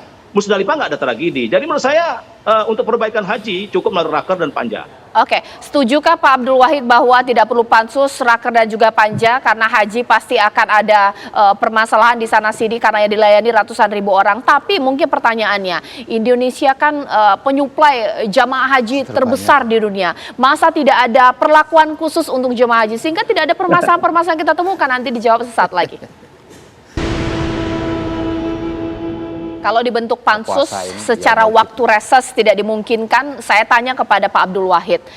Kalau begitu kemudian logikanya ini bagaimana? Dan juga namanya juga melayani ratusan ribu orang, pasti ada permasalahan sana sini. Nggak perlu pansus, panja atau raker saja sudah cukup, Pak Abdul Wahid.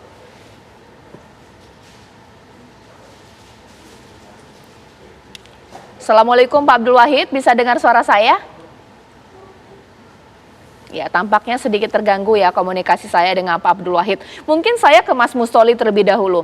Mungkin logika sederhananya saya sama dengan masyarakat. Indonesia penyuplai atau dengan kuota haji terbesar di dunia. Masa tidak ada spesialisasi sehingga ketika kita di sana benar-benar ada win-win solution juga dari penerima negara penerima. Dalam hal ini adalah Arab Saudi sehingga kita membentuk pansus nanti benar-benar solusinya ada. Seperti gak rame-rame hanya di tanah air. Bagaimana Mas Mustoli? Iya, memang kalau kita bicara di Ar-Muznah, Arafah, Musdalifah dan Mina itu sebetulnya yang bikin pemikiran ini selalu disampaikan itu bukan dari negara pengirim jamaah seperti Indonesia, tetapi juga negara tuan rumah dalam hal ini adalah pemerintah Arab Saudi. Kenapa?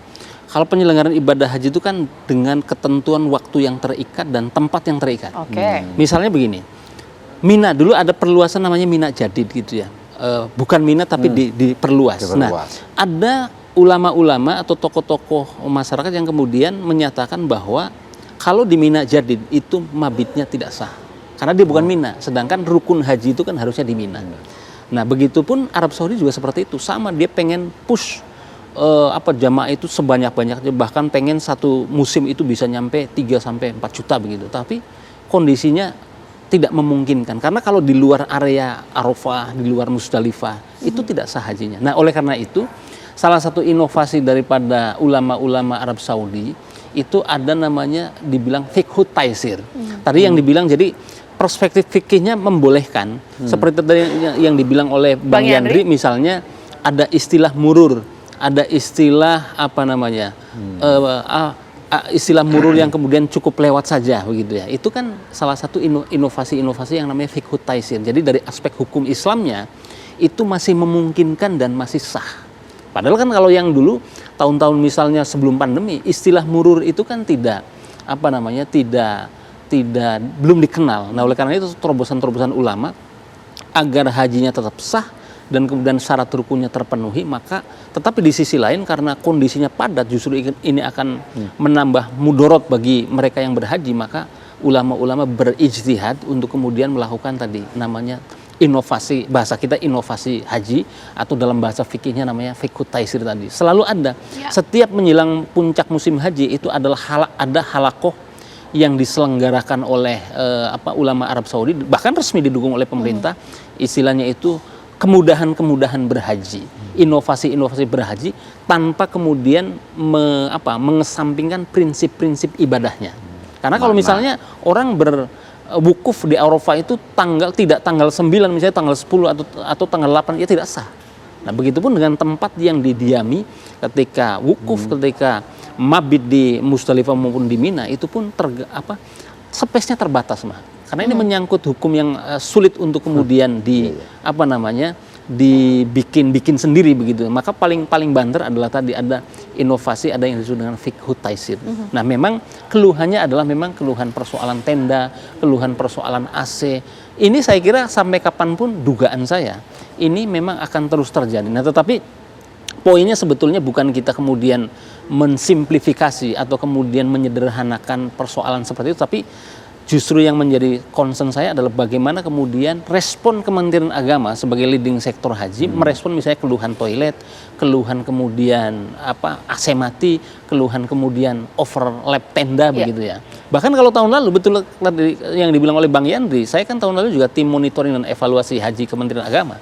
Itu teman-temannya Pak Yandri anggota DPR itu bahkan juga tidurnya itu di sela-sela tenda waktu itu. Nah, bahwa kemudian hari ini masih ada catatan-catatan, iya, masih ada kekurangan-kekurangan, iya. Nah, saya melihat bahwa semangatnya Pak Wahid, kemudian semangatnya tim wasit itu saya kira menuju ke arah perbaikan-perbaikan yang perlu kemudian didorong untuk ke arah lebih baik. Oke, ditahan dulu Mas Mustoli. Sekarang saya ingin menyapa rekan saya Putri Rani yang juga masih berada di Tanah Suci, dan saya ingin juga bertanya bahwa bagaimana kemudian dari perspektif rekan saya Putri Rani, apakah ada keluhan-keluhan atau kendala-kendala yang berarti dirasakan di sana? Ini menjadi catatan dan juga perbaikan untuk haji berikutnya. Putri Rani, silakan.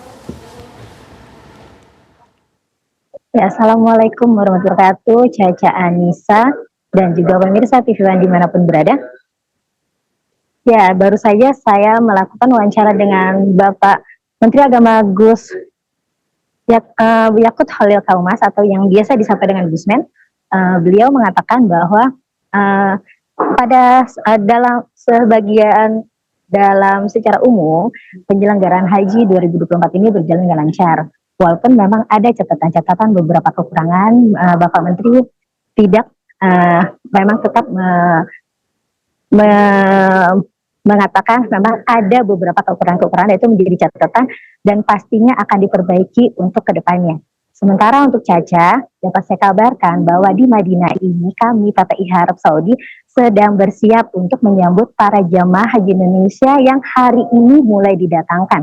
Ada jamaah haji transit, ada jamaah haji gelombang 1 yang akan transit di kota Madinah ini, dan nantinya akan dipulangkan dari Bandara Madinah.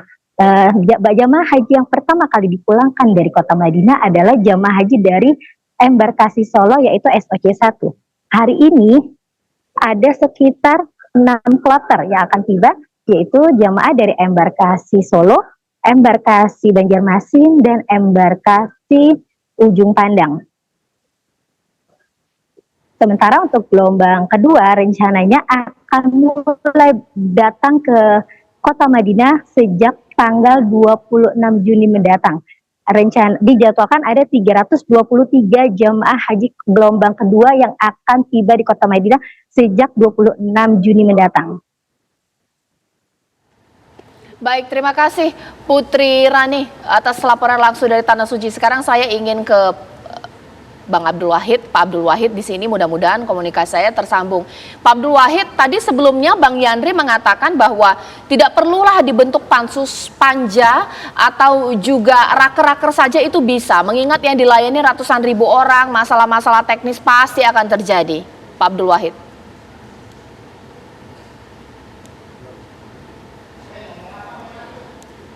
Assalamualaikum Pak Abdul Wahid. Wah, tampaknya ini belum bisa tersambung. Mungkin saya bertanya kepada langsung ke Pak Trubus saja ya. Pak, kalau pakai logika seperti itu, seperti apa sih? Karena kita tahu mekanisme DPR ada panja, ada pansus serius. Tidak perlulah sampai harus dibentuknya pansus, panja saja, rapat-rapat saja bisa selesai. Ataukah mungkin ini urgensinya luar biasa, kalau nggak pansus nggak akan selesai?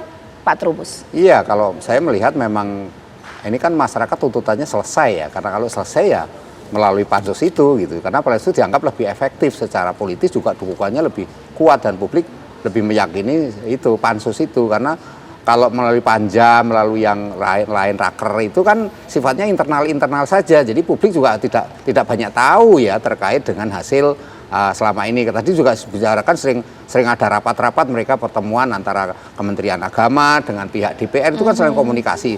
Tapi di media juga banyak mengatakan bahwa tim PAS itu mengatakan kita nggak dapat informasi apa-apa dari Kementerian Agama, sehingga apa yang terjadi di lapangan ternyata berbeda semua. Itu kan ada komentar-komentar seperti itu yang kemudian publik melihat kalau begitu pansus saja, karena dengan pansus itu dianggap lebih bisa membuka semua, termasuk tata kelola bukan masalah kekurangannya, tapi harus bagaimana diperbaiki, di titik mana bottleneck-nya itu juga diketahui gitu loh. Jadi kalau hanya panja ataupun sifatnya yang lain raker itu dianggap kurang bertaji lah kira-kira seperti itu. Jadi ini masalah harapan dari publik. Yang kedua, tidak publik menghendaki tidak ada lagi kasus-kasus yang sifatnya merugikan bukan konsumen, adalah ini merugikan para haji itu. Jadi jangan sampai terulang lagi hal-hal yang sifatnya ketidaknyamanan, dan mereka juga sebenarnya kan di antara haji adanya yang istilahnya yang plus-plus itu juga melukai mereka yang reguler. Ini kan juga persoalan yang harus diselesaikan gitu. Karena reguler merasa panjang sekali nunggunya lama sampai bertahun-tahun. Nah, sementara mereka diperlakukan sangat istimewa, sangat nyaman. Nah, ini kan jadi bagaimana kemudian negara akan mengatakan itu adil. Ini kan susah juga mengatakan definisi seperti itu, saya rasa itu. Oke, Pak Abdul Wahid, mudah-mudahan ini saya pemirsa bisa tersambung dengan Pak Abdul Wahid. Karena dari tadi saya udah sapa berulang kali, sedikit terhambat komunikasi saya. Assalamualaikum Pak Abdul Wahid. Ya. Alhamdulillah. Nah, Pak, Mbak Caca. ya boleh langsung dijawab Pak. Ini bagaimana? Kalaulah memang nggak usah bikin pansus karena masa reses dan juga jabatan berakhir, dibentuk saja panja atau raker-raker. Kalau memang niatannya adalah menyelesaikan masalah, menurut Pak Abdul Wahid? Gini loh Mbak Caca, saya itu melihat persoalan haji ini tidak hanya cukup ditangani oleh Komisi 8, ya kan? Dan ini harus lintas komisi terkait dengan persoalan masalah kok ada di Komisi 5, ada di Komisi 6, ada di Komisi 9, kesehatan, ya kan? Ada kaitannya Komisi 3 dengan imigrasi. Jadi ini nggak bisa diselesaikan hanya panja. Itu harus lintas komisi. Kalau lintas komisi ya harus pansus gitu loh. Jadi nggak perlu takut lah, kita ini tujuannya untuk perbaikan, bukan apa-apa. Teman-teman tuh saya sepakat, bahkan ini hampir semua fraksi sudah setuju. Dan itu cukup dibicarakan secara intens lintas fraksi. Jadi bukan urusan politik. Dan memang DPR itu kan politis, kalau udah politis kan tidak bisa gitu loh. Itu maksud saya demikian. Jadi ini adapun waktunya kita sudah sepakat, ya kan? Sepakat dengan teman-teman. Begitu selesai kita adakan namanya evaluasi. Setelah evaluasi kita bentuk namanya pansus. Itu loh Mbak Caca. Persoalan di situ. Baik, oke. Sekarang saya terakhir ke Bang Yandri. Bang Yandri, ini kan masih terus bergulir. Kita tidak tahu saran dari Bang Yandri dibentuknya raker atau juga panja akan selesai sampai di sana. Kalau misalnya didorong terbentuk pansus ini bagaimana kemudian melihatnya? Takut Pak Wahid. Ini masalah teknis saja. Kalau mau digeber periode sekarang, kan saya minta 22 Juli akan reses. Baru masuk 17 Agustus, setelah 17 Agustus. Pansus itu nggak bisa waktu 1 bulan. Justru itu dibuat pansus main-main tuh kalau 1 bulan. Dan pansus periode sekarang nggak bisa ada carry over ke periode yang berikutnya. Jadi ini persoalan serius ini. Jadi kalau mau serius, saya kira perlu juga dipikirkan waktu secara teknis. Ini bukan masalah takut nggak takut, bukan masalah politis nggak politis. Tapi maksud saya tadi, kalaupun kata Pak Wahid karena ini lintas komisi, iya selama juga kita memanggil pihak penerbangan, itu berkaitan dengan Komisi 5, pihak kesehatan, di Komisi 9 kita panggil juga, ke raker atau di panja, sama semuanya kita panggil, Komham kita panggil juga, ya kan? Jadi semua selama ini juga bisa semua lintas sektoral juga kita panggil. Nah, pertanyaan saya paling utama ke Pak Wahid, apa mungkin periode sekarang? Dari sisi waktu mungkin efeknya cuma bulan September doang. Apa mungkin gitu loh? Ya kalau mungkin ya silakan aja, tapi menurut saya nggak mungkin, masa pansus 1 bulan, ya kan? Membahas yang sekarang yang dipaparkan tadi banyak sekali itu. Maka menurut saya setuju masih ada persoalan, tapi bisa diselesaikan melalui raker, panja atau forum-forum lain. Dan ini bukan hanya sebelah pihak kita saja, perlu juga ke pemerintah Saudi, karena Armusna itu Arafah, Musdalifah, Mina, totally itu wewenangnya Arab Saudi melalui vendor-vendor yang ditunjuk, syarikah-syarikah. Nah, maka perlu kita ini memahami duduk persoalan dulu ekosistem haji ini gitu loh. Jangan kita mengusulkan sesuatu yang menurut logika waktu tidak mungkin, substansi nggak akan kena. Itu. Saya bukan anti pansus, enggak. Ya, saya bukan anti pansus. Dan saya setuju dengan Pak Wahid, perlu ada perbaikan dari waktu ke waktu. Dan saya sepakat, haji musim tahun ini lebih baik daripada haji tahun lalu. Yang meninggal sedikit, yang sakit sedikit, makanan basi nggak ada, tragedi Musdalifah nggak ada. Kalau Mina memang padat, maka saya usulkan tahun depan perlu ada tanazul, murur ditingkatkan. Itu dalam rangka kita untuk melakukan perbaikan pelayanan. Kalau selama ada nggak ada tanazul, maka Mina seperti itu. Mina nggak bisa diperluas kecuali kerajaan Saudi membangun ke atas. Kalau dia mabit di luar Mina, masuk Mina jadi yang nggak sah. Atau dia mabit di Musdalifah di luar Musdalifah, nggak sah dong. Atau wukuf tidak di Arafah, nggak sah. Nah, maka ini yang perlu kita cari solusinya. Solusinya itu bukan dari kita saja, dari pemerintah Saudi. Jadi menurut saya pansus oke-oke saja, tapi dari sisi waktu sudah nggak mungkin. Kalau sebulan Pak Wahid itu namanya pansus main-main, ya kan? Masa sebulan bahas yang besar-besar begini? Gitu loh. Bagaimana Pak Caca? Kita tunggu nanti bagaimana ini akan bergulir. Terima kasih Bang Yandri, terima kasih Pak Abdul Wahid, dan Mas Mustoli, terima kasih Pak Trubus, terima kasih. Anda masih menyaksikan Apa Kabar Indonesia Malam. Pemirsa, Polri menegaskan telah mengantongi bukti yang kuat untuk mempidanakan Peggy Setiawan dalam kasus pembunuhan Vina dan Eki. Bahkan penyidik juga telah menunjukkan foto Peggy kepada para pelaku yang telah dipidana. Polisi pun meyakini tidak salah tangkap dalam kasus ini.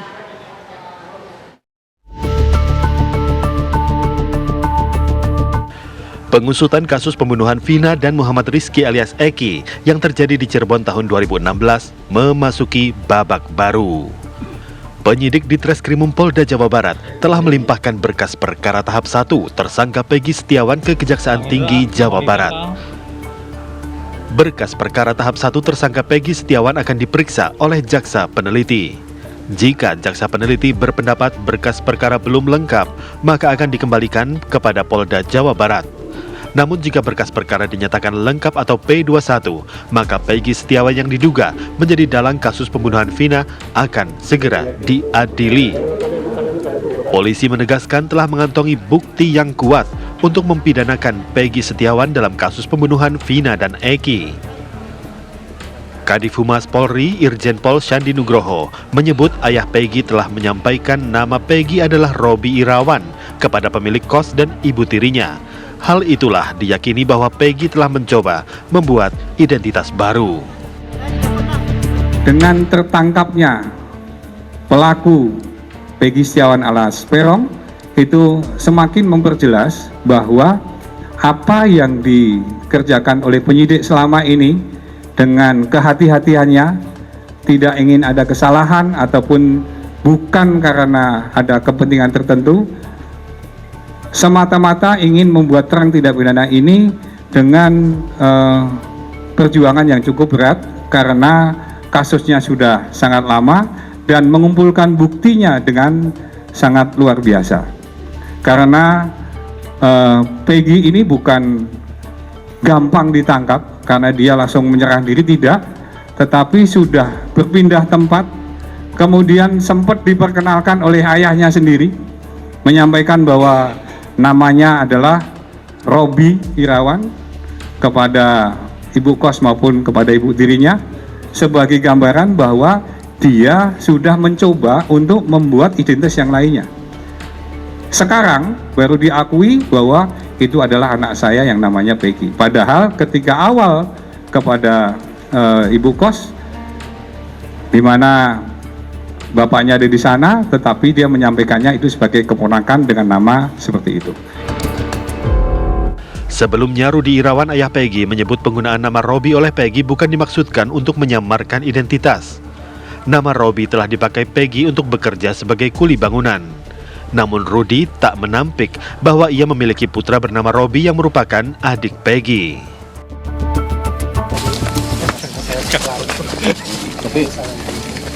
Kalau soal nama Robi itu Pak diganti atau gimana Pak? Robi itu anak atau panggilan sebenarnya Pak? Anak panggilan kami sendiri Pak. Itu nama panggilan aja, panggilan kerja. Jadi bapaknya punya anak berapa totalnya? 4. Pertama Peggy, yang kedua Setiawan, yang ketiga Luciana, yang keempat berarti bapak membantah bahwa selama ini Peggy merubah nama jadi Robi ya Pak? Iya. Jadi nggak ganti identitas ya Pak? Keterlibatan Peggy dalam kasus pembunuhan Vina dan Eki telah diungkap oleh saksi yang telah diperiksa penyidik. Bahkan penyidik juga telah menunjukkan foto Peggy kepada para pelaku yang telah dipidana. Polisi juga meyakini tidak salah tangkap dalam kasus ini. Keyakinan Polri makin kuat setelah memeriksa 70 saksi dan ahli. Ketika keterangan saksi yang sudah diambil oleh oleh penyidik, di mana keterangan saksi tersebut menunjuk pelaku atas nama Peggy yang sudah disampaikan dirilis oleh media di berbagai macam media dengan menunjukkan foto kepada para pelaku. Sebagai contohnya tadi bahwa pada waktu 2016 sempat difoto keluarga Peggy, difoto kemudian ditunjukkan kepada tersangka, dengan tersangka tadi menyadari bahwa ya ini adalah Peggy, ini salah satunya. Dan tadi sudah disampaikan bahwa 70 saksi yang tadi diperiksa oleh penyidik tentu saja bukan hanya keterangan saksi saja, ada keterangan ahli, baik itu ahli forensik, ahli psikologi, ada ahli pidana, ada ahli IT, yang semuanya menjadi satu kesatuan yang menguatkan bahwa Peggy adalah bagian dari pelaku yang disebutkan oleh para pelaku yang lainnya. Menyusul Kejaksaan Tinggi Kejati Jawa Barat telah menerima berkas tahap pertama tersangka Peggy. Sidang pra-peradilan Peggy Setiawan dijadwalkan akan digelar pada Senin pekan depan 24 Juni di Pengadilan Negeri Bandung. Sejumlah barang dan aset di rumah susun sederhana sewa atau Rusunawa Marunda di Cilincing, Jakarta Utara rusak bahkan hilang dijarah oleh oknum tak bertanggung jawab. Kondisinya kini memprihatinkan bagi bangunan yang tak lagi ditelantarkan. Informasi selengkapnya kita simak laporan dari reporter TV One Nadila Saleh dan juru kamera Muhammad Irfan. Pemirsa, saat ini saya bersama dengan juru kamera saya Muhammad Irfan akan mengajak Anda melihat kondisi terkini dari Rusun Marunda yang para penghuninya telah direlokasi pada tahun 2023 kemarin. Informasi terbaru, Rusun Marunda ini fasilitas-fasilitasnya dijarah oleh oknum-oknum tidak dikenal. Seperti apa kondisinya dan apa saja fasilitas yang dijarah tersebut, ikuti perjalanan kami. Ya pemirsa, saat ini saya sudah berada di salah satu gedung dari Rusun Marunda, yaitu gedung C3. Di tempat ini saat saya bersama dengan juru kamera saya tiba di sini memang kondisinya begitu terbengkalai. Saya berjalan di sini pun harus berhati-hati karena banyak sekali pecah beling, kemudian reruntuhan dari beton gedung yang memang sudah sangat tidak layak untuk digunakan. Saya akan mengajak Anda untuk memasuki salah satu unit ataupun ruangan yang ada di Rusun Marunda ini. Ikuti saya pemirsa. Jika Anda lihat ini juru kamera saya Muhammad Irfan akan memperlihatkan kepada Anda pemirsa, ini adalah saluran air yang akan dialirkan di bagian dari tempat ini pemirsa. Namun ternyata saluran airnya ini pun sudah tidak ada, sudah dibongkar begitu. Kemudian juga di sini ada saklar-saklar listrik yang sudah tidak ada juga. Kemudian juga ini kondisinya sangat terbengkalai, kemudian juga terlihat sangat kotor pemirsa, banyak juga sampah-sampah yang berserakan. Oke pemirsa, saya akan mengajak Anda untuk melihat salah satu unit yang toiletnya ini sudah tidak ada ataupun dijarah oleh oknum-oknum ini. Nih pemirsa, jika Anda lihat ini juru kamera saya Muhammad Irfan akan memperlihatkan kepada Anda bahwa di salah satu unit ini sudah tidak ada toilet yang terpasang di sini. Sama seperti ruangan ataupun unit yang saya jelaskan sebelumnya, di sini untuk saklar listriknya pun sudah tidak ada, bahkan untuk pintu-pintu, baik pintu toilet, pintu kamar, dan pintu masuk ke dalam unit pun sudah tidak ada pemirsa. Dan pemirsa, itulah kondisi dari Rusun Marunda yang bukan hanya terbengkalai pasca para penghuninya ini direlokasi, tapi juga dijarah oleh sejumlah oknum-oknum yang tidak dikenal. Tentunya kita berharap agar masalah-masalah ini tidak akan terjadi lagi. Dari Jakarta, Nadila Saleh, Muhammad Irfan, TV One mengabarkan. Sebanyak 1.883 warga mengungsi di gedung Gereja Katolik Salib Suci Jalan Poros Madi Enarotali, Distrik Paniai Timur, Kabupaten Paniai, Provinsi Papua Tengah, menerima kunjungan dari penjabat Gubernur Provinsi Papua Tengah dan Rem 173, Praja Vira Braja, Majelis Rakyat Papua dan Forkopimda Papua Tengah, serta Forkopimda Kabupaten Paniai. Dalam kunjungannya, penjabat Gubernur Papua Tengah Ripka Haluk menyampaikan telah mengeluarkan surat tanggap darurat selama 14 hari dimulai dari tanggal 14 Juni 2024 dan memberikan bantuan kemanusiaan kepada masyarakat yang sedang mengungsi. Dan Rem 173 Praja Virabraja Brigjen TNI Willem Frits Rizat Pelamonia mengucapkan terima kasih kepada seluruh masyarakat Bibida yang mana saat terjadi konflik rela meninggalkan kampung, rumah dan ternaknya menuju gedung gereja mengamankan diri sehingga mempermudah aparat TNI Polri mengusir anggota OPM pimpinan Undius Kogoya yang selama kurun waktu 3 bulan terakhir membuat kekacauan distrik Bibida.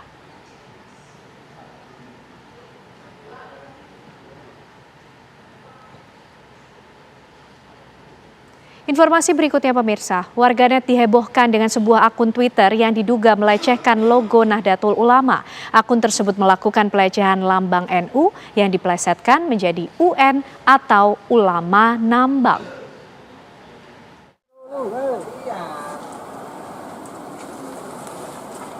Warganet dihebohkan dengan sebuah akun Twitter yang diduga melecehkan logo Nahdlatul Ulama. Akun tersebut melakukan pelecehan lambang NU yang diplesetkan menjadi UN atau Ulama Nambang. Dengan membawa sejumlah bukti akun postingan di sebuah Twitter, perwakilan pemuda Nadliyin dimotori Ali Mahfud Pemuda Nahdlatul Ulama, Surabaya, melaporkan akun Twitter bernama @pacifistate ke Polrestabes Surabaya.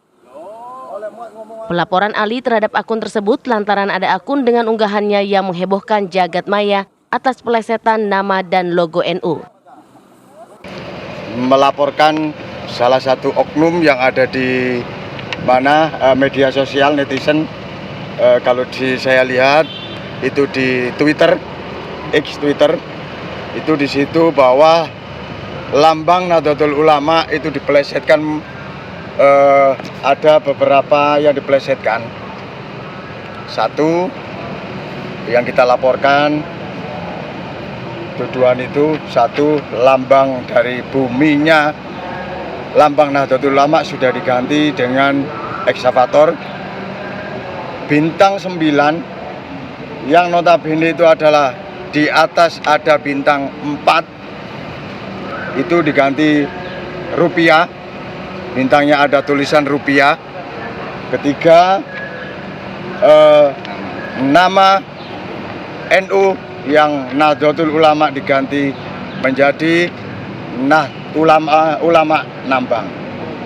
Keempat, yang warna aslinya Nahdlatul Ulama, lambang dari Nahdlatul Ulama itu adalah hijau, itu diganti dengan warna merah ke oranye. Itu yang kita laporkan ke Polrestabes Surabaya. Atas laporan yang dilakukannya, Ali berharap agar kepolisian segera menindaklanjuti dan menindak tegas pengunggah atau pemilik akun tersebut. Dari Surabaya, Zainal Azhari, TV One mengabarkan. Seorang tenaga kerja Indonesia asal Kabupaten Goa, Sulawesi Selatan ditemukan tewas di pinggir jalan di negara Malaysia. Diduga TKI asal Kabupaten Goa tersebut adalah korban perampokan dan pembunuhan. Pasalnya sejumlah barang berharga milik korban hilang. Suasana duka menyelimuti rumah salah seorang tenaga kerja Indonesia bernama Syarif Aziz di Jalan Bukit Tamarunang, Kecamatan Somba Opu, Kabupaten Goa, Sulawesi Selatan. Syarif Aziz diduga menjadi korban perampokan lalu dibunuh oleh orang tak dikenal di muka Malaysia pada tanggal 11 Juni 2024 lalu. Di TKP hanya ditemukan paspornya saja, sementara barang berharga seperti handphone, KTP, visa, dan mobil milik majikannya tempat ia bekerja ikut hilang.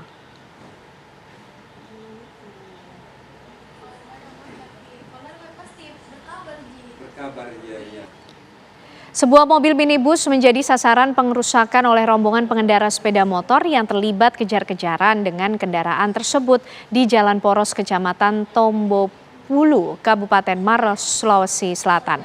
Akibatnya mobil tersebut mengalami rusak parah di bagian kaca depan dan samping usai dihantam menggunakan helm.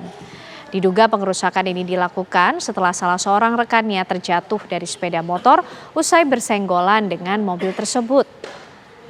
Dari rekaman video amatir yang viral di media sosial, terlihat sejumlah pemuda pengendara sepeda motor berupaya menghadang mobil Toyota Hilux yang sedang melintas di Jalan Poros, Kecamatan Tompo Bulu, Kabupaten Maros, Sulawesi Selatan. Bahkan salah seorang pemuda lainnya langsung menghantam kaca depan mobil tersebut menggunakan helm yang dipegangnya. Pengendara mobil yang panik langsung tancap gas dan kabur, hingga terlibat kejar-kejaran dengan rombongan sepeda motor yang berjumlah sekitar belasan orang. Warga sekitar yang melihat kejadian itu sontak dikejutkan lalu merekam aksi tersebut melalui ponselnya. Beruntung pengendara mobil berhasil melarikan diri ke kantor polisi terdekat. Meski demikian, mobil mengalami kerusakan pada bagian kaca depan dan pintu samping.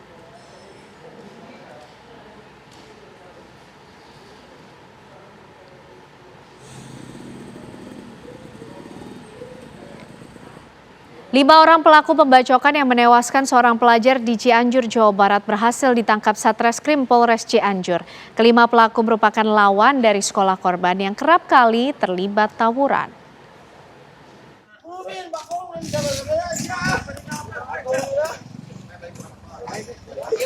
Cianjur, Jawa Barat. Kedua pelaku ini merupakan alumni dari salah satu SMK yang kerap kali terlibat tawuran dengan sekolah korban. Sedangkan 3 pelaku lainnya masih berstatus pelajar. Para pelaku ditangkap di rumahnya di wilayah Cianjur, Jawa Barat. Menurut petugas, para pelaku ini bukan anggota geng motor seperti yang ramai di media sosial. Saat kejadian, para pelaku mendatangi korban untuk menerima tantangan berduel 1 lawan 1 yang ditulis korban di media sosial. Dengan mengendarai sepeda motor, pelaku membawa senjata tajam. Saat tiba di tempat korban di Kampung Buni Kasih, Desa Mekarwangi, Kecamatan Warung Kondang, pelaku yang berjumlah 12 orang langsung menganiaya korban dengan senjata tajam hingga tewas di lokasi kejadian.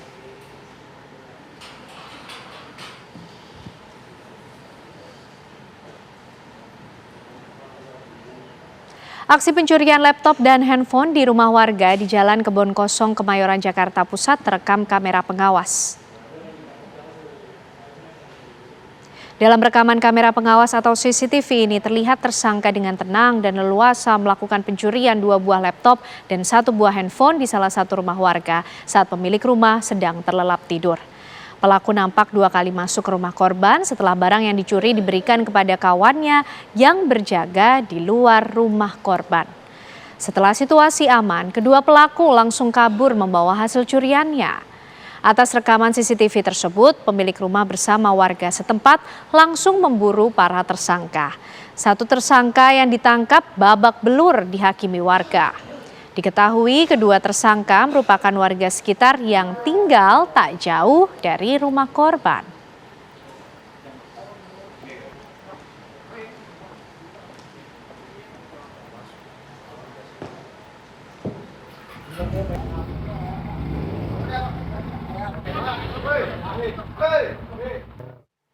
Ya, informasi tersebut pemirsa sekaligus mengakhiri kebersamaan kita di Apa Kabar Indonesia Malam ini. Benar Caca. sekali Ken Ana, tapi kita harus menutup Apa Kabar Indonesia Malam pemirsa karena sesaat lagi Anda dapat menyaksikan One on One bersama Tisa Noveni dengan mewawancarai Ilham Habibie pemirsa dengan tema akhirnya Gen Habibie masuk politik. Saya Cica Anissa. Saya Ken Ana dan teman-teman yang bertugas.